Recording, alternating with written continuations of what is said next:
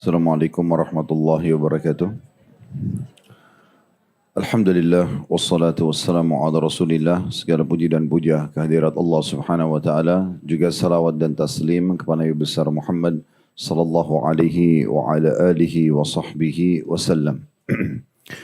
Di awal-awal tentunya, karena ini kajian kita yang perdana setelah Ramadan kemarin dan kita masih ada di bulan Syawal walaupun kita di akhir-akhirnya. Kita saling mengingatkan kembali bahwasanya ibadah yang kita kerjakan, Bapak Ibu sekalian, bukan hanya untuk di Ramadan, tetapi memang sepanjang hidup kita.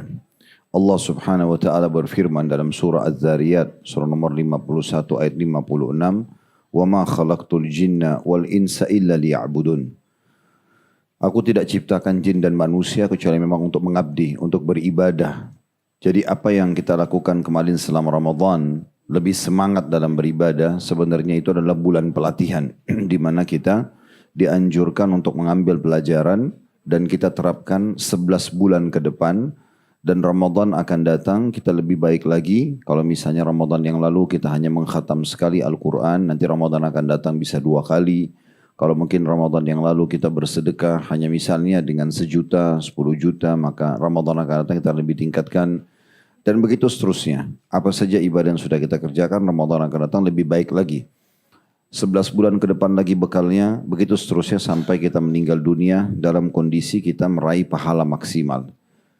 Sudah cukup Bapak Ibu sekalian, di waktu-waktu yang lalu, kebanyakan kaum muslimin, Ramadannya terulang yang sama. Di saat Ramadan mereka semangat, begitu tiba Syawal, mereka mengatakan Alhamdulillah, tetapi salah tempat, karena Alhamdulillah lepas dari penjara ibadah. Seakan-akan sudah tidak perlu lagi puasa, tidak perlu lagi berzikir, tidak perlu lagi menjaga hal-hal apa yang telah Allah perintahkan dan meninggalkan apa yang Allah larang. Jadi seakan-akan Tuhan yang disembah di Ramadan bukan Tuhan yang disembah di bulan-bulan lainnya. Dan ini diingatkan oleh banyak sekali di kalangan ulama berhubungan dengan masalah ini. Makanya para sahabat, para tabi'in, mereka itu tidak pernah berhenti berdoa 6 bulan setelah Ramadan, mulai Syawal begini, 6 bulan berturut-turut terus berdoa agar Ramadan yang lalu semua amalnya diterima. Dan sisanya berapa bulan ke depan lagi untuk atau sampai ke Ramadan akan datang itu berdoa agar Allah sampaikan di Ramadan. Dan ini menandakan memang mereka tidak mau kehilangan kenangan Ramadan itu. Jadi kita coba tetap hidupkan suasana-suasana Ramadan itu. Misal contoh dengan puasa-puasa sunnah, tetap kita hidupkan. Kemudian kita hidupkan juga dengan berbuka puasa bersama. Mungkin bisa saling mengundang satu sama yang lain sehingga suasana meraih pahala buka puasa yang orang tetap kita bisa raih. Kita bisa buat program umroh bersama, misalnya mengejar keutamaan sebagaimana umroh Ramadan kemarin. Kita juga bisa bersedekah dan banyak kegiatan-kegiatan yang lain yang bisa kita lakukan, diantaranya sholat malam yang sudah sebulan kita dilatih kemarin.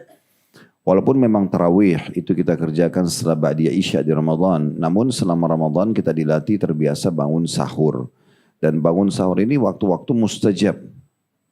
Andai saja seseorang di antara kita diundang ke Istana Merdeka, Istana Presiden misalnya, di waktu tertentu dan dipastikan kita bisa mendapatkan apa yang kita inginkan dari urusan dunia tentunya. Mungkin Presiden akan mengatakan apa urusannya, apa hajatnya akan dipenuhi. Saya yakin kita tidak akan sia-siakan waktu itu. Nah kita punya waktu-waktu mustajab dengan Rabbul Alamin, Tuhan alam semesta, Allah Subhanahu wa taala, yang memang dia mengijabah permintaan-permintaan hamba-hambanya. Sepertiga malam, kemudian antara azan dan iqamah dan seterusnya. Semua ini harusnya kita bisa jaga. Jadi memang tujuannya adalah Ramadan bulan pelatihan. Ibnu Qayyim rahimahullah mengatakan, tanda-tanda kebaikan amal itu diterima adalah sibuknya seseorang dengan amal baik sesudahnya. Jadi kalau Bapak Ibu mau tahu amal yang kemarin sudah dikerjakan atau yang tadi pagi misalnya Bapak Ibu kerjakan, apa saja itu, kemudian kita sibuk lagi dengan amal soleh sesudahnya, begitu terus sampai kita tidur nanti di malam hari, maka berarti amal-amal sebelumnya diterima. Dan tanda-tanda ditolaknya sebuah amal justru seseorang melakukan dosa setelah amal tersebut. Ya, makanya dikatakan oleh Ibnu Rajab rahimahullah, dosa yang dikerjakan setelah taubat itu satu dosa lebih besar dan lebih buruk daripada 70 dosa sebelum taubat. Karena orang kalau sudah jadi baik, kemudian tiba-tiba jadi rusak, ini berarti dia buruk sekali. Kenapa dia harus terjerumus dalam kesalahan yang sama? Tentu kita berharap Allah Subhanahu wa taala maafkan kesalahan-kesalahan yang lalu, tapi masih belum terlambat untuk kita perbaiki. Dan setiap orang di antara kita harus segera menyelamatkan dirinya sebelum terlambat. Karena penyesalan itu selalu ada di akhir. Jangan sampai kita menyesal. Saya kembali ingatkan di kelas ini pernah kita sampaikan. Kalau orang yang menyesal di hari kiamat ada 3. Yang pertama penyesalan abadi, orang kafir, musyrik dan orang-orang munafik. Karena mereka akan masuk neraka kekal. 24 jam disiksa non-stop. Dan malaikat-malaikat yang jaga keras, kasar dan tidak ada toleransi. Kemudian penyesalan yang kedua adalah orang-orang beriman dikenal dengan istilah usatul mu'minin. Orang mukmin yang dosanya lebih berat daripada amal solehnya. Maka orang-orang seperti ini nanti akan juga menyesal. Karena kalau satu hari saja dia harus lewat ke neraka karena dosanya lebih berat dari amal solehnya. Satu hari di sisi Allah itu yaumi inda rabbika ka'alfi sanatin mimma ta'udun kata Allah. Satu hari di sisi Tuhanmu itu sama dengan 1000 tahun waktu dunia. Jadi kalau sehari saja masuk ke neraka dulu, itu sama dengan 1000 tahun disiksa. Non-stop 24 jam. Sampai dosanya bersih, baru dia bisa keluar, baru masuk ke dalam surga. Dan memang mereka akan masuk ke dalam surga. Sebagaimana disebutkan dalam hadis Nabi SAW akan dikeluarkan nanti orang-orang yang dalam hatinya seperti biji sawi dari keimanan. Lalu mereka akan diceburkan di sungai kehidupan namanya. Di depan pintu surga. Di mana mereka hangus, mereka rusak badannya, lalu mereka akan tumbuh seperti tumbuhnya tanaman-tanaman yang ada di pinggiran saluran air. Kata Nabi SAW, tidakkah kalian lihat mereka itu seperti hijau kekuning-kuningan dan masih lemah, nah begitulah keadaan mereka. Tapi disiksa dulu. Nah orang yang ketiga yang menyesal adalah, ini yang kita khawatirkan ya. Yaitu orang-orang yang masuk surga, tapi mereka menyesal karena banyaknya peluang untuk meraih derajat-derajat tinggi di surga mereka tidak bisa dapatkan. Ya, karena malasnya saja, malas ibadah, malas puasa Syawal, malas puasa Senin Kamis, malas misalnya sholat malam, malas sholat duha, malas zikir pagi petang, malas baca Quran setiap hari, malas rutinitas untuk sedekah walaupun sedikit rutin setiap hari. Misal contoh, malas untuk berbakti dengan orang tuanya hanya walaupun hanya sekedar menanyakan kabar atau yang semisalnya. Maka ini nanti akan membuat menyesal. Jadi amal soleh itu ada 2 hal yang harus kita titik beratkan. Yang pertama, dia tidak bisa terulang. Kata sebagian ulama salaf, ada amal-amal soleh yang Allah terima di malam hari tidak diterima di siang hari dan pagi hari. Dan ada amal di siang dan pagi yang siang hari tidak diterima di malam hari. Contoh misalnya sholat duha. Tadi contoh ada di antara kita yang tidak sempat sholat duha. Berdosakah? Tidak. Karena amal sunnah. Namun kalau misal dia dengar hadis Nabi SAW. Kata Nabi SAW Allah berfirman. Hai anak Adam rukuklah untukku 4 rakaat di awal pagi. Maka aku akan penuhi hajatmu di hari itu. Itu tentang keutamaan sholat duha 4 rakaat. Jadi rukuklah untukku 4 rakaat di pagi hari, aku akan penuhi hajatmu sepanjang hari itu. Apa saja yang kita minta Allah akan ijabah. Misal ada yang termotivasi nih, oh bagus benar ya keutamaan sholat duha 4 rakaat. Tapi kalau dia mau ulangi atau dia mau kerjain sekarang sudah nggak bisa, sudah habis waktunya. Dia hanya bisa besok pun kalau dia masih hidup. Maka peluang ini hilang. Oleh karena itu setiap amal soleh yang ada kesempatan depan mata, jangan disia-siakan. Karena dia tidak bisa terulang. Ya. Tadi malam orang tidak tahajud misalnya. Kalau dia sudah dengar keutamaan sholat tahajud baru dia termotivasi. Dia hanya bisa nunggu nanti malam. Tadi malam udah gak bisa. Itu contoh-contohnya. Jadi amal-amal soleh ini kalau depan mata jangan disia-siakan. Karena dia tidak bisa terulang. Kalau dosa, kita kerjakan dosa 10 tahun, 20 tahun lalu kita taubat Allah masih bisa terima. Tapi kalau amal soleh itu gak bisa sama sekali. Dan ini nanti akan membedakan derajat kita di surga. Oleh karena itu fahami baik-baik. Setiap peluang amal soleh depan mata itu tidak akan pernah terulang gitu ya. Maka segera dikerjakan dan anggap itu adalah amal terakhir kita. Itu yang pertama. Yang kedua yang harus difahami adalah amal-amal soleh ini ya, kalau kita tidak kerjakan misalnya, dia kan sifatnya akumulatif. Sebagai contoh, ibu dan bapak sekalian rahimakumullah, mungkin bapak-bapak kita sapa yang ada di online tentunya. Kalau misalnya Anda punya seorang teman ini soleh atau soleha banget. Misalnya ibu-ibu punya teman soleha, laki-laki, bapak-bapak punya teman yang soleh. Misal kita sudah berteman 10 tahun. Selama 10 tahun dia puasa Senin Kamis. Kita sendiri tidak puasa Senin Kamis. Selalu kita katakan, kan cuman sunnah. Jangan lupa, satu saja puasa Senin atau puasa Kamis sudah cukup membedakan derajat kita dengan dia di surga. Misal dia puasa, kita tidak puasa. Sudah beda pahalanya. Bagaimana kalau akumulasi selama 10 tahun? yang selalu kita anggap remeh, enggak nanti aja, gampang, sunnah. Dan juga saya mengajak Bapak Ibu sekalian jangan selalu terkurung di definisi sunnah secara fikih tapi potongan akhir. Kan sunnah itu pernah dengar ya, definisi secara fikih dikerjakan dapat pahala, ditinggalkan tidak berdosa. Nah banyak orang terkurung di kata-kata potongan akhirnya. Ditinggalkan tidak berdosa. Kenapa tidak diambil potongan awalnya dikerjakan dapat pahala? Kenapa kita nggak kerja pahalanya? Kenapa kita cuma ambil keringanannya karena dia tidak berdosa? Padahal sebenarnya amal sunnah banyak sekali manfaatnya. Dia bisa membantu kekurangan amal-amal soleh hari kiamat. Bahkan bisa mendatangkan cinta Allah subhanahu wa ta'ala. Dan kalau Allah sudah cinta dengan kita berarti Allah akan penuhi kebutuhan kita. Sebagaimana dalam hadis Nabi SAW, tidak ada amal yang lebih aku cintai dari seorang hamba dibandingkan yang aku wajibkan padanya. Kata Allah subhanahu wa ta'ala. Dan seorang hamba terus dekatkan diri kepadaku dengan amal-amal sunnah sampai aku mencintainya. Kalau aku sudah mencintai, aku akan jaga matanya digunakan untuk melihat, telinga digunakan untuk mendengar, tangan menjamah, kaki melangkah. Dan kalau dia memohon pertolongan, aku akan tolong. Kalau dia punya hajat, aku akan penuhi. Jadi amalan-amalan sunnah itu banyak sekali manfaatnya. Oleh karena itu mumpung sekarang masih bulan Syawal, baru beberapa pekan berlalu, kita masih baru saja melewati Ramadan, jangan sampai semangat itu kita biarkan kendor. Dan kita harus segera mengambil keputusan agar kedepannya kita bisa lebih rajin. Tentu saya pernah sampaikan kiat-kiat istiqomah agar bisa konsisten ada 4. Yang pertama, majelis ilmu. Nah hadir seperti ini nih kiat istiqomah nomor 1. Karena kalau Bapak Ibu dengar hadis, dengar ayat, dengan nasihat, dengar kisah misalnya, bisa saja sebuah ayat, sebuah hadis, sebuah kisah ini membuat kita berubah sampai kita meninggal dunia menjadi orang lebih baik. Bisa juga kita mendengarkan kisah dari orang buruk, ahli maksiat, mengubah hidup kita jadi buruk sampai kita meninggal. Oleh karena itu butuh hadir dalam majelis-majelis yang baik. Ya, Imam Nawawi rahimahullah itu duduk tiap hari 13 guru, 13 kajian dan 13 kitab yang berbeda. Jadi kalau Bapak Ibu duduk begini misalnya kajian sama kita sekali saja sehari, itu beliau belajar 13 kitab di 13 guru yang berbeda. Setiap harinya. Sehingga selalu tercas imannya. Yang kedua, kita harus praktikin ilmu itu. Jadi jangan cuma didengar, tapi jangan cuma dicatat, tapi bagaimana kita paksakan diri untuk mempraktikkan. Allah berfirman, "Walladzina jahadu fina lanahdiyannahum subulana." Orang-orang yang memaksakan menuju ke jalan-jalan kami, kami akan pandu dia ke jalan-jalan kami. Jadi kita harus paksa mulai sekarang jadwal sholat malam rutin, duha, baca Quran, dan nanti dia seperti bola salju. Kalau awal kita malas, lama-lama kita akan terbiasa dan jadi ringan. Ibarat kita sama syaitan, dua-duanya sedang berada di garis start. Kalau Bapak Ibu tidak mulai lari, maka syaitan akan mudah sekali melemahkan kita. Dia jatuhkan semangat kita, dia katakan kamu tidak mampu, kamu tidak bisa, tunda saja dan segala macam. Tapi kapan syaitan itu kewalahan kalau kita sudah mulai lari? Kalau kita lomba lari, kita bayangkan kalau kita lomba lari dan di sebelah kita ada rival, ada lawannya, maka lawan itu sulit sekali menjatuhkan semangat kita kalau kita sedang lari. Dia teriak pun belum tentu kita dengar.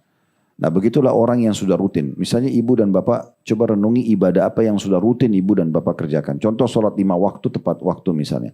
Kita sudah komitmen. Itu seperti orang yang lari. Syaitannya udah gak bisa berhentiin sholat kita. Nah coba lakukan itu dalam semua ibadah. Ini yang kedua. Jadi yang pertama ilmu. Jadi kalaupun ibu dan bapak tidak bisa hadir offline, maka online. Di mobil bisa dengar, ya di rumah bisa dengar, mau tidur bisa dengar. Pokoknya jangan ada lewat hari tanpa ilmu. Itu prinsip dasar. Tidak ada hari tanpa ilmu. Yang kedua, praktikin. Cari ibadah mana yang ibu dan bapak belum komitmen kerjakan, maka dikerjakan. Dan dibuat kita menikmatinya gitu ya. Tentu dengan membaca keutamaan-keutamaannya. Kemudian yang ketiga, komunitas. Nah selalu sama teman-teman pengajian seperti ini. Ya, kemanapun ya, walaupun jalan ke mall, jalan kemana, cari teman-teman yang soleha, yang baik-baik, ya, yang kalau mau sholat diingatkan, ya, kalau kita mau ada pelanggaran agama diingatkan. Nah itu penting, komunitas itu penting ya. Selalu tinggalkan komunitas buruk. Saya bilang tadi satu kata atau satu cerita saja dari orang baik bisa mengubah hidup kita jadi baik sampai kita meninggal, atau cerita orang buruk bisa buruk sampai kita meninggal. Yang terakhir, yang keempat, berdoa kepada Allah agar selalu dibuat istiqomah.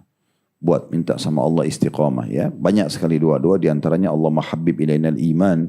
Ya Allah cintakanlah iman kepada kami. Wa zayyinu fi qulubina, dan hiasi dalam hati kami.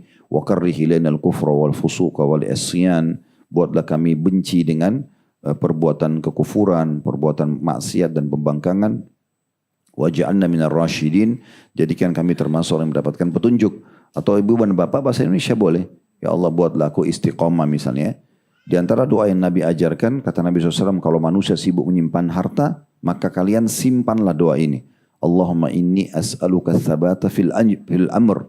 Allahumma inni as'aluka ats-tsabata fil amr. Ya Allah, buatlah aku kokoh dan konsisten dalam perkara agama ini. Supaya kita betul-betul tidak tergoda, ya, karena manusia mudah sekali berubah-berubah gitu ya. Itu kurang lebih saya ingin menyampaikan di mukaddimah kita supaya jangan sampai luput. Mumpung Ramadan masih baru lewat, maka Bapak Ibu sekalian ambil keputusan, selamatkan diri sebelum terlambat. Ingat tidak selamanya kita hidup, kita akan meninggal dan nanti akan terjadi penyesalan kalau kita tidak mengambil keputusan. Baik, kita akan melanjutkan di bahasan-bahasan terakhir dari buku kita ini. 40 nasihat memperbaiki rumah tangga ditulis oleh Dr. Muhammad bin Salih Al-Munajjid hafizahullah. Dan kita sudah membahas kemarin itu pertemuan terakhir diakumulasikan semua ya. Kemungkaran-kemungkaran dalam rumah yang harus dijauhi. Saya ingatkan kembali nasihat nomor 26. Waspada terhadap masuknya kerabat yang bukan mahram kepada istri atau kepada ibu-ibu di sini ya. Yang ada di rumah ketika suami tidak ada. Ya, termasuk sepupu itu bukan mahram. Ya, biasa di Indonesia kita bilang ini saudara saya, padahal sebenarnya itu bukan mahram. Ya, jadi nggak boleh orang-orang yang bukan mahram bertemu dengan ibu kecuali urgen di depan umum, ya bukan berdua-duaan itu baru boleh. Ini sudah kita jelaskan yang lalu. Nasihat ke-27 memisahkan antara laki-laki dan wanita dalam acara kunjungan silaturahim keluarga. Jadi sudah mulai kalau ibu-ibu dan bapak sudah hadir pengajian harusnya sudah mulai faham gitu ya.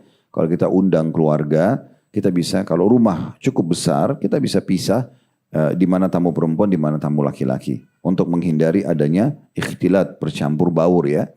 Walaupun mereka bersuami istri, itu jauh lebih baik, lebih tepat, lebih syar'i lah ya. Itu kalau kunjungan silaturahim, apalagi kalau acara pernikahan atau acara-acara yang lainnya. Kemudian nasihat ke-28, waspada terhadap bahaya supir dan pembantu di rumah. Ini termasuk hati-hati dalam bermuamalah. Interaksinya terbatas sekali ya. Jadi bapak-bapak kalau ada pembantu rumah pun itu sebatas kebutuhan. Selama istri ada biarin istri yang interaksi sama pembantu rumah tangganya gitu ya. Ibu-ibu juga jangan terlalu banyak sibuk di luar sehingga suami di rumah yang layannya adalah pembantunya. Ibu sibuk dengan komunitasnya saja, padahal itu kewajiban ya. Sementara berada di luar itu adalah bagian hal yang mubah saja. Boleh-boleh saja tapi jangan sampai terbengkalai kewajiban itu ya.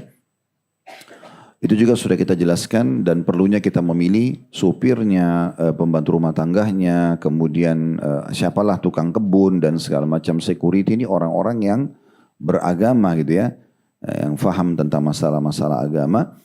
Atau kalau tidak kita minimal mengajarkan kepada ART ya, di rumah itu mengajarkan kepada mereka tentang agama. Minimal ibu misalnya menyiapkan mukena, sejadah, mengajak mereka sholat, mengingatkan masalah sholat. Ingatkan supaya mereka kalau datang dari kampung misalnya kemudian membawa buhul-buhul, membawa apalah dari orang-orang pintar di sana, bilang di rumah ini nggak perlu semua itu ya. Jadi kerja yang profesional saya akan kasih haknya. Karena ini sering kali terjadi ya. Saya pernah di satu negeri, saya nggak usah sebutin, di luar negeri gitu. Itu banyak sekali pembantu rumah tangga kita hadir di satu ballroom besar, ribuan orang yang datang. Waktu itu saya bahas tentang ruqyah syariah. Sebelum ruqyah saya bilang, tolong kumpulin semuanya yang pernah dikasih oleh orang-orang yang dianggap orang pintar atau dukun atau siapalah dari kampungnya itu banyak sekali. Satu kresek penuh semua. Jadi ada ini, ada itu, macam-macam lah bentuk-bentuknya ya. Itu katanya supaya majikannya suka. Nah ini juga bahaya kalau ada di rumah ya. Buhul-buhul seperti ini contohnya. Kemudian nasihat ke-29, keluarkan orang-orang yang bersikap kebanci-bancian dari rumahmu.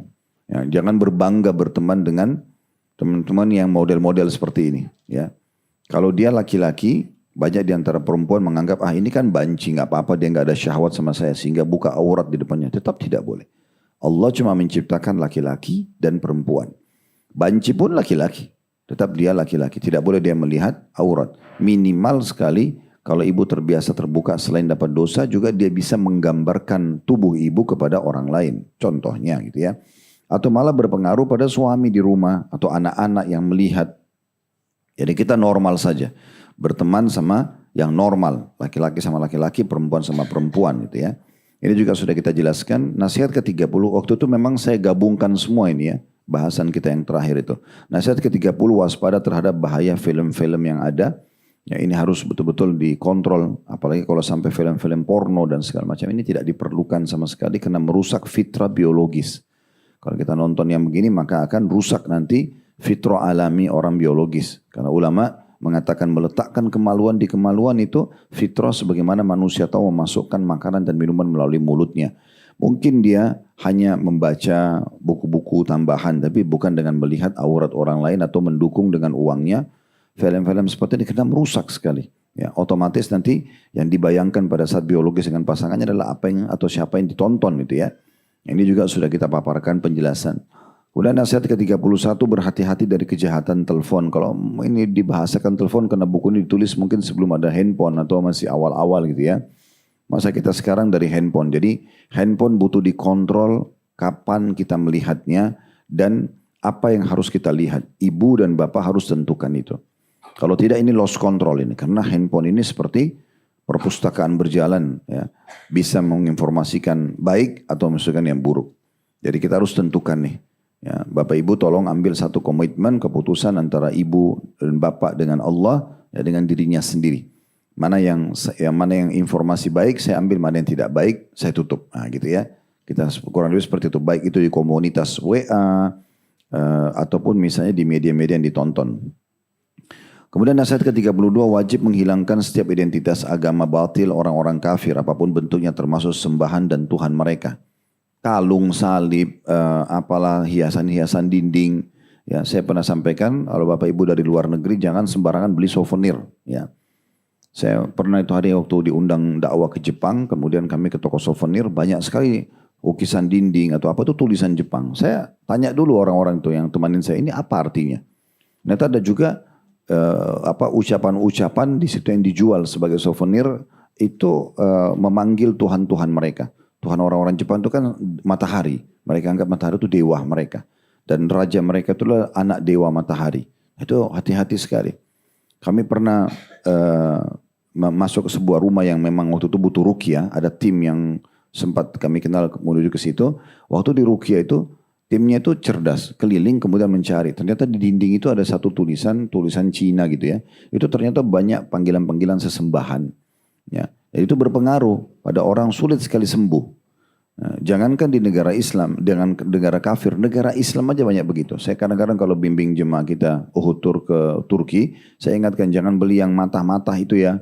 Karena itu ada keyakinannya orang-orang Turki, orang-orang Muslim sana ya, itu bisa tolak bala, ya, maksudnya tidak jadi masalah, ya, dan segala macam. Sampai di bus-bus mereka gantung. Jadi saya sering sampaikan tuh tour leader, kalau ada di bus suruh cabut, ya. Itu banyak orang beli souvenir, gantungan kunci lah, inilah, itulah segala macam. Nah ini ada keyakinan-keyakinan yang berbahaya di situ, ya. Tanpa kita sadari kita membawa ke dalam rumah yang mungkin bisa menjadi celah syaitan untuk bertengkar di situ. Kemudian juga nasihat ke-33 menghilangkan gambar-gambar makhluk bernyawa ya, patung-patung ya, yang bernyawa segala macam itu ya. Ini perlu juga ya, jangan karena dengan istilah seni akhirnya rumah kita penuh dengan rumah-rumah syaitan ya. Saya pernah isi pengajian di salah satu tempat di Jakarta Selatan, waktu itu di kolam renangnya ada patung ikan ya untuk air mancur. Alhamdulillah setelah saya sampaikan beliau hilangkan akhirnya dan diganti ya. Itu contohnya. Saya juga pernah ngisi pengajian di salah satu tempat, alhamdulillah juga ditinggalkan itu begitu buka pintu pertama itu sudah ada harimau yang dikeringkan itu ya, diawetkan. Itu udah ternyata ada 3 gitu ya, ada 3 ekor dibeli dan mahal itu. Itu ada keyakinan-keyakinan biasanya sebagian orang. Terbukti waktu saya bilang ini dimusnahkan Pak, nggak bisa gitu ya. Setelah alhamdulillah beberapa kali saya isi pengajian di sana, beliau akhirnya ikutin dan saya ajarkan baca air ruqyah, kemudian disiram. Itu tuh disiram itu dari harimau itu keluar kukunya. Ya, padahal sudah mati gitu ya. Itu karena mereka ada jin-jin itu biasa gitu ya. Dan segala macam hal yang semisal dengan ini. Jadi rumah itu makin aman dari gambar-gambar makhluk hidup, patung-patung, maka jauh lebih tenang ya. Jauh lebih tenang dari sisi. Kadang-kadang ada pengaruh juga ke mimpi-mimpi buruk ya. Seperti itulah. Jadi hati-hati dari hal-hal yang seperti ini. Kemudian juga nasihat ke-34, larangan merokok di rumah. Sebenarnya merokok secara umum juga dilarang, di luar rumah atau dalam rumah. Kami termasuk berpegang pada pendapat tentang haramnya rokok ini. Karena memang beranjak daripada firman Allah Subhanahu wa taala tentang khamr, tentang minuman keras ya. Allah berfirman, fihi ma ithmun kabirun wa manafi'u linnas. Khamr itu ada dosanya dan ada manfaatnya. Kalau orang minum, dia bisa fly, dia bisa lebih hangat badannya dan segala macam gitu ya. Mungkin dia lupakan permasalahannya sementara gitu. Tapi Allah bilang, wa ithmuhuma akbar min naf'ihima. Tapi dosanya lebih besar daripada manfaatnya. Maka ulama mengeluarkan sebuah kaidah dasar dalam makanan dan minuman yang tidak ada di masa Nabi SAW. Semua yang mudaratnya lebih besar daripada manfaatnya hukumnya haram. Rokok itu mudaratnya lebih besar. Ya. Bahkan sekarang semua pemerintah itu tidak mengizinkan rokok di sembarangan tempat. Kayak di pesawat tidak boleh. Di ruangan-ruangan AC kadang-kadang bahkan disiapkan di bandara tempat mereka sendiri gitu ya. Oleh karena itu ini harus dihindari, diingatkan suami, diingatkan anak-anak.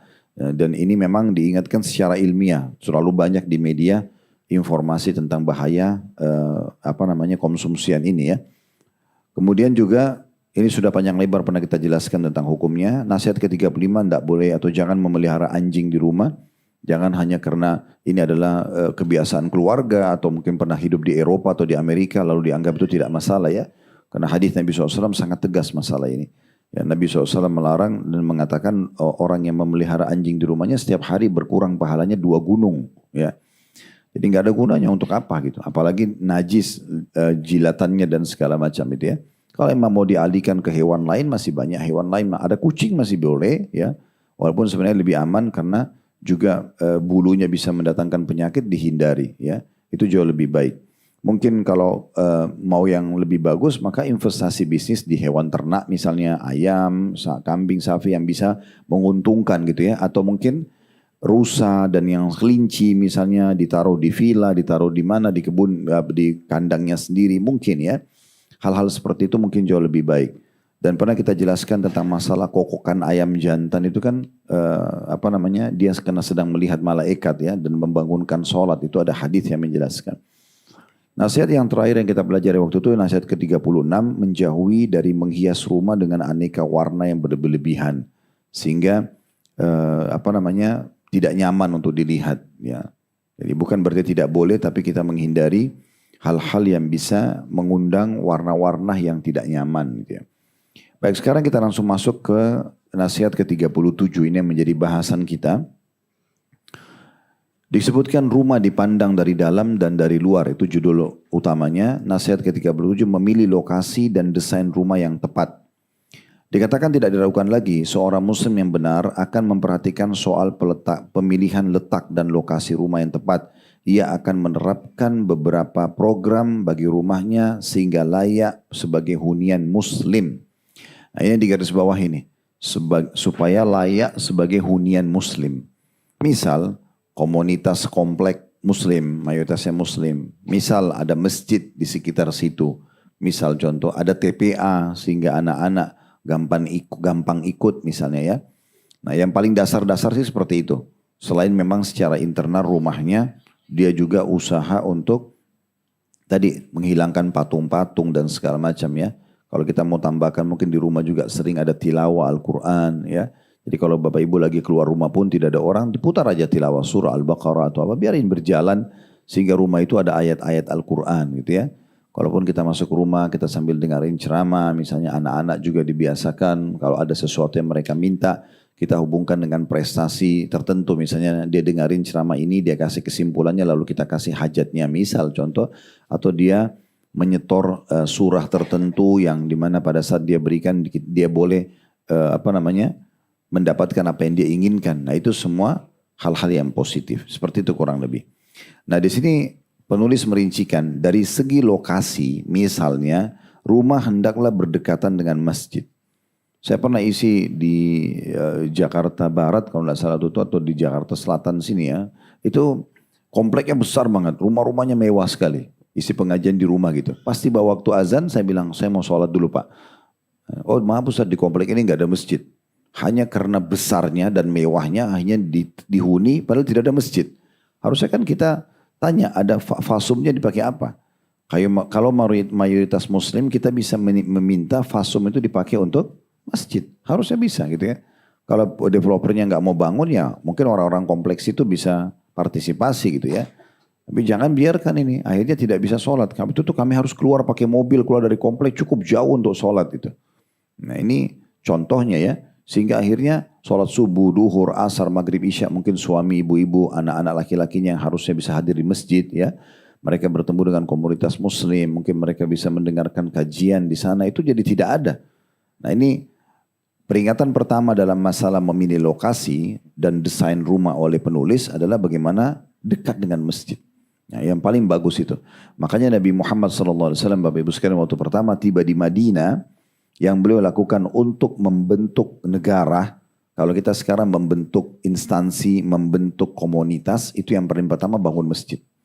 Makanya ya, Nabi SAW pertama tiba, belum punya rumah ini. Ya, beliau masih numpang di rumah orang, SAW itu beliau sudah bangun Masjid Kuba. Ya. Kemudian beberapa hari sudah itu bangun Masjid Nabawi. Baru tiba di Madinah sudah bangun 2 masjid. Sehingga umat Islam bisa ngecas iman di situ sehari 5 kali. Dan dimotivasi semua muslim untuk berlomba-lomba bangun masjid. Karena kata Nabi SAW, siapa yang membangun rumah Allah atau masjid di muka bumi, Allah akan bangunkan baginya istana di surga. Dalam riwayat lain, yang semisal dengan itu di surga. Dan ada sahabat yang mengatakan, ya Rasulullah, tidak semua orang mampu membangun masjid. Kata Nabi SAW, Allah akan berikan pahala ini walaupun seseorang itu hanya membangun seperti sarang burung belibis yang meletakkan telurnya. Ya. Artinya sangat kecil kita bangun masjid tetap aja, maksudnya kita nyumbang ala kadarnya, itu aja sudah cukup mendapatkan istana di surga. Tentu beda pahala orang yang bangun satu masjid utuh dengan ya sebagian saja gitu ya. Ini termasuk poin yang perlu kita garis bawahi gitu ya. Ada motivasi juga buat kita. Begitu juga setelah ada masjid pun, kalau misalnya Bapak Ibu misalnya ada yang pernah bangun masjid, jangan lupa maintenance-nya ya. Perawatan masjid itu penting. Perawatan rumah, perawatan benda-benda kita, mobil dan segala macam butuh perawatan. Itu amanah dari Allah Subhanahu wa taala. Termasuk diri kita sendiri butuh maintenance. Misalnya kita mandi, kita perawatan itu kan badan. Nah, sekitar dia juga sama. Termasuk ilmu dan iman kita juga butuh maintenance. Semuanya ini butuh ya.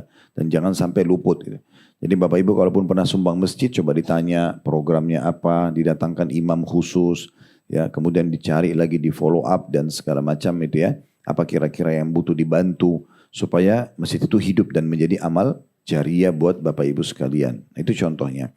Tapi intinya bagaimana kita minimal berada di komunitas yang ada masjidnya. Gitu ya. Kata penulis di sini, rumah hendaknya berdekatan dengan masjid. Hal ini sangat besar manfaatnya. Ketika adzan bergema memanggil sholat, ia bisa segera pergi ke masjid dan mendapatkan sholat berjamaah. Bagi para wanita, mereka akan biasa mendengarkan bacaan Al-Quran dari pengeras suara. Adapun anak-anak kecil, mereka bisa leluasa mengikuti halaqah hafalan Al-Quran, belajar mengaji dan juga sebagainya. Kemudian juga saran beliau adalah agar tidak dalam satu bangunan dengan orang-orang fasik. Ya. Jadi kalau kita berada di komunitasnya itu usahakan memang komunitas orang-orang baik, ya, orang-orang baik. Biasanya saya yakin kita masuk ke dalam satu komplek yang elit, yang bagus itu tujuannya supaya kita berada dengan komunitas orang-orang yang berpendidikan, orang-orang yang baik gitu ya. Ini diantaranya agar tidak ada atau tidak dalam satu bangunan dengan orang-orang fasik atau dalam kampung hunian komplek kalau kita sekarang yang terdapat orang-orang kafir. Semaksimal mungkin bisa dihindari. Misalnya di tengah-tengah perkampungan itu ada kolam renang buat umum, campur baur antara pria wanita dan semisalnya. Artinya kalau kita masih bisa selamatkan lebih bagus ya. Diri kita lebih bagus dan buat anak-anak juga lebih bagus. Ya, kemudian sebenarnya sih ide-ide itu cukup banyak ya. Di antaranya kalau misalnya Bapak Ibu punya kemampuan, bisa saja misalnya satu pengajian itu kemudian kumpul sama-sama membeli satu tanah, sama-sama membangun rumah di komplek itu bisa saja menjadi komunitas tersendiri. Ya itu juga penting, misalnya klaster 10, 11, 20 rumah misalnya, kemudian memang hanya untuk bersama dengan komunitasnya. Kemudian agar tidak melihat dan tidak terlihat, ya, jika masih saja terjadi maka boleh menggunakan tabir atau dengan meninggikan pagar. Ya, ini juga termasuk rumah-rumah kita, desainnya ditutup. Ya mungkin sekarang sudah umum sih ada pagar segala macam. Tapi ini masukan dari beliau. Ada sebagian rumah memang terlalu transparan. Sehingga kalaupun misalnya ibu-ibu terutama tidak berhijab di rumah bisa terlihat. Nah ini bagaimana kita ngatur desain rumah kita seperti itu. Ada hal-hal di rumah, Bapak Ibu sekalian, terutama ibu-ibu ya, yang biasa saya bahasakan itu wilayah haram, wilayah yang dimuliakan gitu ya. Kayak misalnya kamar tidur, tidak semuanya ibu izinkan orang masuk ke situ. Tidak perlu semua tamu datang diperlihatkan semua rumahnya sehingga dia tahu semuanya yang ada dalam rumah tersebut. Kita tidak tahu hari ini teman mungkin besok jadi musuh. Ya. Jadi tidak perlu. Mungkin ruang tamu sudah ada. Kita berikan hak masing-masing ruang rumah kita. Ruang tamu buat tamu, ruang makan buat makan. Gitu kan. Ruang keluarga buat keluarga, ruang tidur buat tidur. Gitu ya. Dan kita harus memanage itu. Jangan biasakan ya misalnya makan di ruang tidur. Misalnya atau kita menjamu tamu malah di kamar tidur ya. Seperti ini contohnya. Ini lebih baik dihindari. Bisa saja kalau desain kita lebih bagus dari dia, mungkin dia cemburu, hasad, bisa kena ain. Atau desain kita lebih sederhana dari dia, maka dia menganggap remehnya. Jadi untuk apa? Gitu kan? Jadi tidak perlu hal-hal seperti itu, ini diantaranya. Kemudian dari sisi desainnya, kata beliau misalnya, hendaknya yang memperhatikan pemisahan antara laki-laki dan perempuan dan para tamu luar. Misalnya pintu masuk, ruang tempat duduk dan sebagainya. Jika tidak mungkin, maka bisa menggunakan tabir ataupun hijab. Jadi maksudnya tamu perempuan ada pintunya masuk, ada tempat duduknya sendiri, tamu laki-laki itu lebih idealnya begitu. Kalau tidak misalnya dari satu pintu masuk, maka minimal duduknya dipisah. Gitu ya. Itu jauh lebih baik. Walaupun misalnya suami istri. Saya ibu menjamu istrinya tamu, suami ibu menjamu suaminya tamu itu misalnya. Itu jauh lebih baik. Sehingga pembicaraan pun lebih leluasa, apalagi kalau ada hijab, ada tembok segala macam, ibu bisa mungkin tidak berhijab di depannya gini ya. Walaupun kami selalu sarankan, ini saran saja, walaupun boleh ibu tidak berhijab di depan sesama wanita, tapi kalau itu wanita asing lebih baik berhijab, walaupun tidak bercadar ya, di rumah tamu umum. Kenapa? Karena banyak sekali celah-celah hasad. Ya. Celah hasad ini yang banyak orang tidak fikirkan. Dengarkan coba hadis Nabi SAW. Mayoritas umatku, kata Nabi SAW, wafat karena ain. Mayoritas umatku wafat karena ain. Kita tidak pernah tahu, kadang-kadang rumah tangga kita tiba-tiba ribut, tiba-tiba kita sakit, tiba-tiba terjadi ini dan itu kena tanpa sebab. Tidak ada sebab medis, tidak ada sebab memang pemicunya. Itu semua karena hasadnya orang. Ibu harus tahu dan bapak sekalian, setiap kali Allah berikan kita satu kelebihan saja, itu sudah bisa mengundang hasad orang lain. Bagaimana kalau kelebihannya banyak? Sudah cantik, sudah gagah, sudah kaya, sudah rumahnya bagus, sudah jabatannya tinggi. Ini mengundang hasad orang. Walaupun dia senyum depan mata kita, belum tentu hatinya senyum. Ya.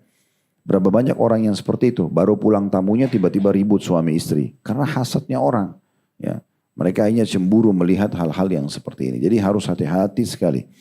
Nah ini sebabnya kenapa dianjurkan agar memang punya bagian-bagian tertentu. Ya, di rumah itu dan tidak diperlukan orang-orang selalu mengetahui semua isi rumah. Saya termasuk punya sahabat dekat di Jakarta ini. Sudah puluhan tahun kami bersahabat. Sampai hari ini Bapak Ibu sekalian saya tidak tahu rumahnya itu berapa kamar, lantai 2 itu ada apa, saya nggak pernah tahu. Begitu saya datang bertamu, saya telepon saya mau datang, lalu beliau kalau jambut saya langsung silakan masuk ruang tamu. Saya masuk ruang tamu. Saya nggak pernah nanya itu kamar kamu berapa, kamar di rumah ini berapa luasnya, berapa kamu bangun. Saya nggak perlu semua itu, karena memang dia juga tidak jelaskan.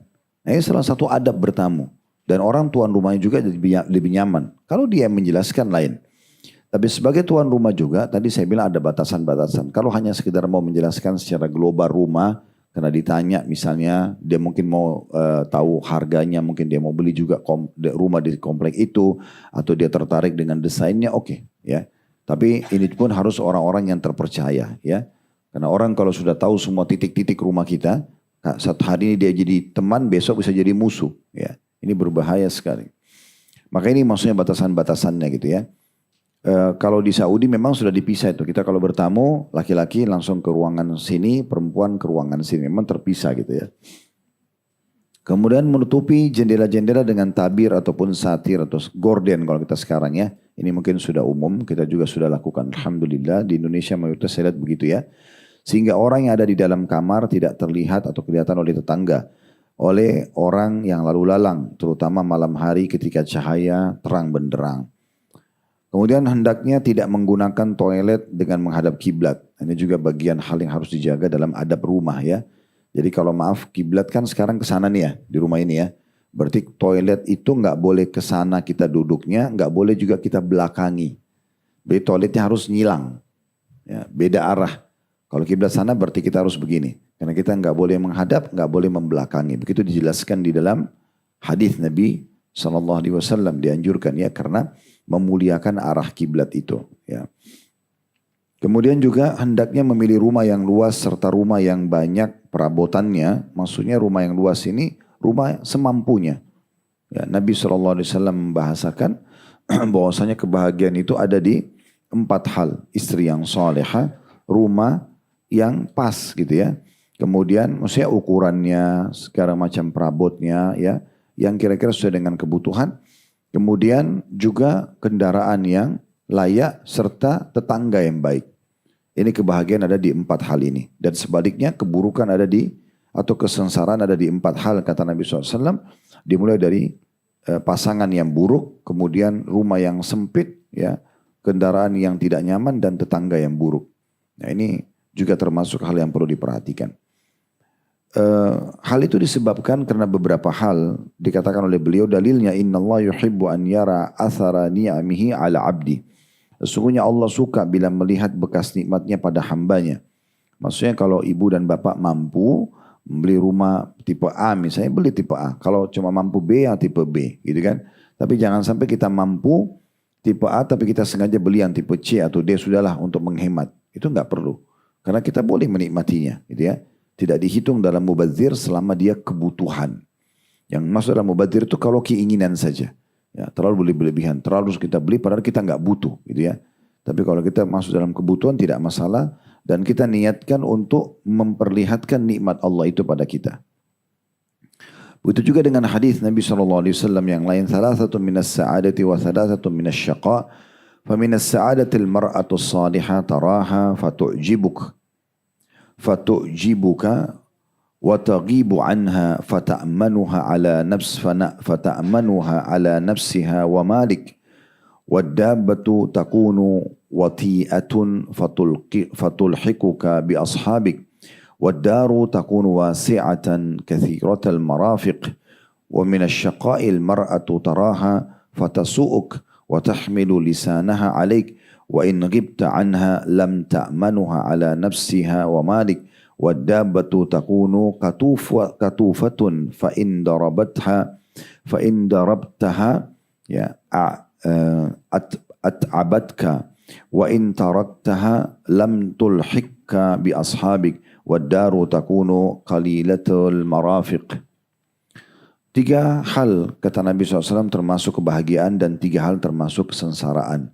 Termasuk kebahagiaan adalah wanita salehah yang jika kamu melihatnya ia menyenangkanmu.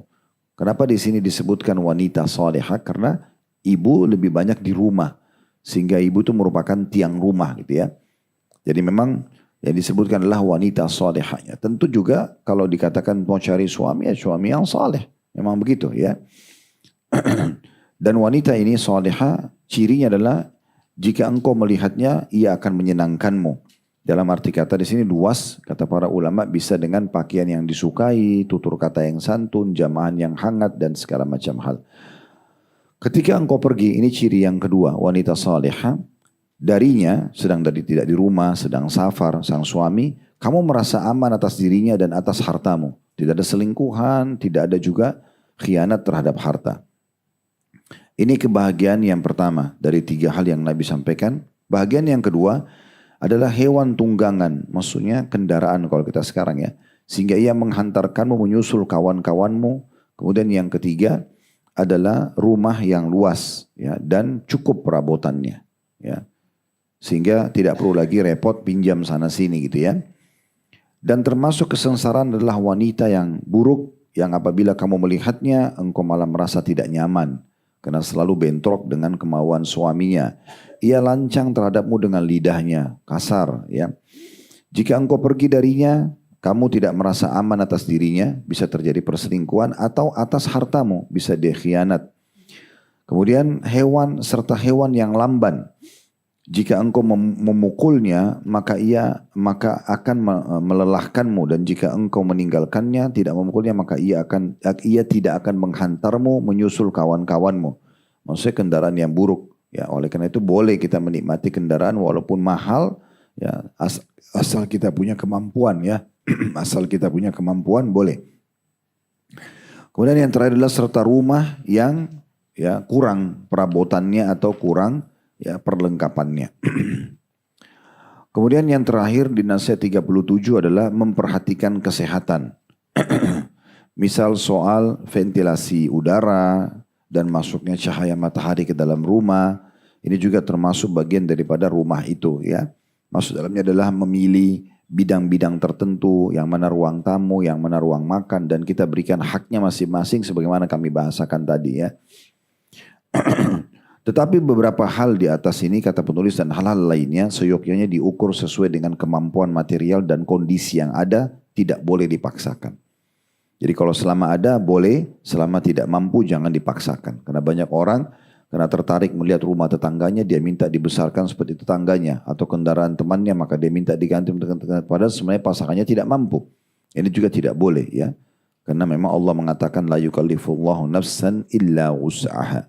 Allah tidak bebankan orang dia di atas daripada kemampuan dia. Baik, ini kurang lebih gambaran. Tentu masuk dalam kesehatan kita dianjurkan berolahraga. Olahraga, mandi, tidur, semua itu mubah. Hukum dasarnya mubah, ya. Tapi bisa diubah menjadi sunnah kalau kita niatkan memberikan hak jasad. Misal kita olahraga karena memberikan hak jasad, kita mandi bukan hanya sekedar menghilangkan gerah atau keringat, tapi kita memang ingin merawat jasad kita. Kita makan, minum tadinya mubah bisa menjadi sunnah dan ibadah kalau kita niat memberikan hak jasad sesuai dengan sabda Nabi SAW, wa inna di jasadika alaika haqqa, dan jasadmu punya hak, ya, jasadmu punya hak. Sekarang kita masuk nasihat ke-38 dan kita tutup dengan ini tentunya, ya. Nanti insya Allah satu pertemuan lagi ke depannya kita baru menyelesaikan nasihat 39 sama 40. Nasihat ke-38 ini lebih fokus kepada tetangga, memilih tetangga sebelum memilih rumah. Jadi kalau mau beli rumah, mau pindah rumah, kita lihat juga tetangga-tetangga sekitar kita, ya. Karena memang tetangga ini adalah orang-orang terdekat, ya. Dan kita dianjurkan mencari tetangga-tetangga yang soleh dan soleha, ya. Tentu berarti kita cari yang muslim secara otomatis. Kenapa? Karena banyak hukum di situ.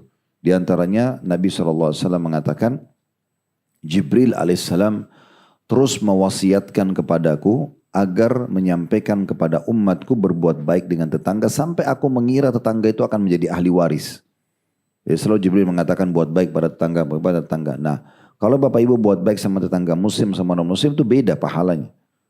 Sama muslim beda karena kadang kita berikan dia makanan, kita berbuat baik sama dia, lalu dia lebih baik ibadahnya, kita dapat pahalanya. Kalau orang kafir gak ada, sebatas hanya tetangga saja. Bukan tidak boleh bertetangga sama orang non muslim, ya. Tetapi tentu akan beda secara hukum. Kalau kita sholat, juga tetangga muslim kita sholat, bisa saja gitu kan. Kalau orang kita muslim, ini Kristen misalnya, Nasrani, dia nyanyi-nyanyi kita sholat. Ini kadang-kadang terganggu. Kalau ini buat acara pengajian, ini buat acara kebaktian, akan beda gitu, ya. Sementara bersama. Maka karena itu kita jangan hanya sekedar tertarik dengan desain komplek tersebut, tapi bagaimana kita memikirkan masalah ini juga gitu, ya. Karena sulit sekali bertemu. Sebagaimana pernah juga kami ditanya tentang masalah kepemimpinan gitu, ya. Pernah di satu podcast ditanya, Ustadz, kebetulan yang nanya orang non muslim, lalu dia bilang, Ustadz, apakah Indonesia ini bisa saja presidennya non muslim? Ya, bagaimana menurut Ustadz, bagaimana pandangan Ustadz dan pandangan Islam? Lalu saya kasih contoh beliau, saya bilang begini, kalau seandainya di Australia, di Amerika, di Jepang, di Korea, yang muslim itu minoritas, lalu tiba-tiba ada muslim nongol jadi pemimpin, kira-kira diterima gak? Dia bilang tidak. Kenapa tidak diterima? Karena nanti gak connect sama masyarakatnya yang mayoritas, gitu kan? Nanti yang muslim ini mau bangun masjid banyak, yang di situ mayoritasnya kan Nasrani, kan gak ketemu. Nah sama juga itu. Hanya alhamdulillah dia paham, dia mengaku kalau itu saya paham Ustaz. Karena kita mayoritasnya 80% lebih umat Islam, normal kalau yang pimpin muslim. Toh juga selama ini presiden kita semuanya sudah 8 orang sekarang, semuanya muslim, yang non muslim aman-aman saja. tidak terganggu, contohnya gitu ya. Nah, baik, kita kembali ke masalah tetangga. Jadi coba pikirkan baik-baik tentang pemilihan tetangga ini ya.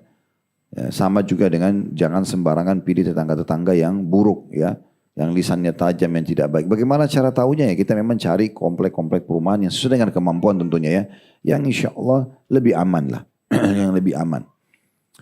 Kata penulis, karena pentingnya masalah ini semestinya dibahas secara tersendiri sehingga agak mendetail. Tetangga pada zaman kita sekarang ini memiliki pengaruh yang tidak kecil terhadap tetangga di sebelahnya. Karena saling berdekatannya rumah-rumah dan berkumpulnya mereka dengan flat-flat. Flat ini ya seperti apartemen-apartemen, kondominium dan juga apartemen ya. Rasulullah SAW mengabarkan 4 hal termasuk kebahagiaan diantaranya tetangga yang baik. Beliau juga menyebutkan 4 hal termasuk kesengsaraan diantaranya adalah tetangga yang jahat. Dan ibu juga perlu tahu ya, dan bapak sekalian, kalau kita hidup bertetangga, kalau kita mau jual barang-barang segala macam itu, tetangga lebih pantas didahulukan ya. Karena ada istilah dalam agama kita, al-jaru ahaqqu bisaqabati jari. Tetangga lebih pantas untuk penawaran tetangganya. Kalau tetangga sudah tidak mau beli rumah kita, mobil kita, baru kita tawarin ke orang lain gitu ya. Dan tetangga ini adalah orang-orang yang terdekat dengan pintu rumah kita dan harus kita dahulukan dalam pemberian. Makanya Aisyah berkata, ya Rasulullah, kalau saya punya sesuatu yang lebih, maka siapa yang saya berikan? Kata Nabi SAW, tetangga. Ya. Lalu Aisyah bertanya, kira-kira tetangga saya yang mana yang saya dahulukan? Kata Nabi SAW, yang paling dekat dengan pintu rumahmu. Ya. Walaupun misalnya satu komplek itu tetap dianggap, seperti komplek ini bisa dianggap, semuanya bisa saja bertetangga. Tapi yang paling dekat pintunya itu orang yang paling pantas gitu ya. Dan saking pentingnya untuk menjaga hubungan baik dengan tetangga, oleh karena itu juga dia tetangganya harus orang baik gitu ya. Maka berzina dengan pasangan tetangga termasuk induk dosa besar. Ya. Jadi kalau perempuan itu zina sama suami tetangga atau laki-laki zina sama istri tetangga, ini hukumnya jauh lebih besar dosanya dibandingkan zina secara umum. Karena zina itu punya tahapan-tahapan, karena mereka punya hak ya. Pertama itu zina mahram, ibu sama anak, ayah sama anak, saudara sama saudara, ini hukumnya paling berat. Yang kedua baru masuk ke istri mujahid. Suaminya lagi perang lalu diajak selingkuh, maka itu zina yang paling berat nomor 2. Yang ketiga baru pasangan tetangga, yang keempat baru umumnya perzinahan yang terjadi. Baik, karena bahayanya tetangga yang jahat, ya kata penulis, Rasulullah SAW berlindung kepada Allah darinya dengan berdoa. Allahumma inni a'udzubika min jari su'i fi daril muqamah, fa inna jaral badiyati yatahawwal. Ya Allah, aku berlindung kepadamu dari tetangga yang jahat di rumah tempat tinggal, karena tetangga nomaden atau badui ya, itu hidup berpindah-pindah, termasuk di dalamnya ya kontrak beberapa waktu akan pindah. Rasulullah SAW juga memerintahkan umat Islam untuk berlindung pula darinya dengan mengatakan, ta'awwadu billahi min jari su'i fi daril muqam. Fa innal jaral badiya tahawwalu anka. Berlindunglah kalian kepada Allah dari tetangga yang jahat di tempat tinggal atau di rumah tempat tinggal, karena tetangga yang nomaden atau badui akan berpindah darimu. Maksudnya supaya Allah kasih kita tetangga yang baik-baik. Dalam buku kecil ini tentu tak memadai untuk menjelaskan secara rinci tentang pengaruh tetangga jahat terhadap suami, istri dan anak-anak, berbagai gangguan menyakitkan lainnya, serta kesusahan hidup bersebelahan dengannya. Akan tetapi dengan mempraktikkan hadits-hadits yang telah lalu, dalam masalah bertetangga, sudah cukup bagi orang yang mau mengambil pelajaran. Mungkin di antara jalan pemecahannya yang konkret, yaitu seperti yang dipraktikkan oleh sebagian orang, dengan menyewakan rumah yang bersebelahan dengan tetangga jahat tersebut kepada orang-orang sekeluarga dengan mereka. Meski untuk itu harus rugi dan dari sisi materi. Karena sungguhnya tetangga yang baik tidak bisa dihargai dengan materi berapapun besarnya. Jadi sebenarnya bagaimana salah satu hal yang diperhatikan dalam pembentukan keluarga yang baik adalah tetangga yang baik. Kurang lebih seperti itu.